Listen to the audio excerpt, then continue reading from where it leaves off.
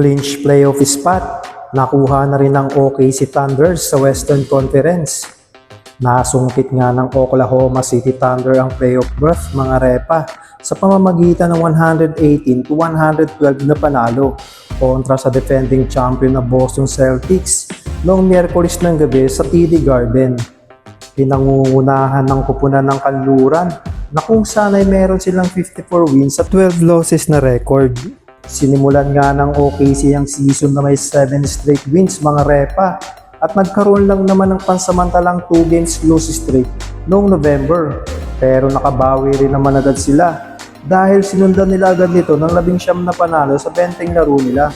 Pinangungunahan ng NBA MVP frontrunner na si Shai Gilgeous-Alexander ang kupunan upang mamayagpag sa kanluran. Ang batang superstar ay may average na 32.8 points, 5.1 rebounds at 6.2 assists. Kung kaya naman angat na angat ang OKC this season mga repa ay dahil sa napakalaking nayambag ng napakahusay na player na to. Dahil nga sa may malalim na lineup ang kupunan, naging malaking contribution din ng kanilang forward na si Jalen Williams na kung saan ay mayroon din average na 21.3 points, 5.5 rebounds at 5.3 assists. Samantalang ang kanilang big man na si Chet Holmgren na hindi nakapaglaro ng 39 games dahil sa hip fracture injury ay nagkaroon naman ng average na 15 points, 8.6 rebounds at 1.9 assists simula nang siya ay makabalik sa laro. Sa huling panalo nga nila kontra Brooklyn Nets sa score na 129-121 mga repa ay nakapagtala siya ng 22 points at 17 rebounds.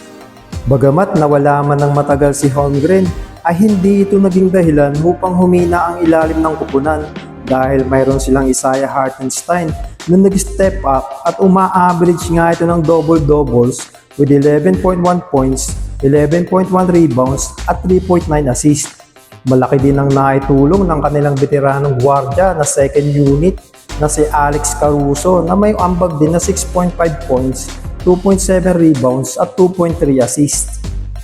Nabiyayaan din ng mga shooters ang Thunders mga repa gaya nila Isaiah Joe na uma-average ng 9.4 points, Aaron Wiggins with average 11.4 points at Lu Dort with average 9.9 points. Idagdag na rin ang kanilang best defender na scorer pa na si Cason Wallace na uma-average din ng 7.9 points. Napalaking factor din ng kanilang depensa mga repa kaya sila ang nangunguna sa NBA's top defense in efficiency. Anong masasabi niyo mga repa?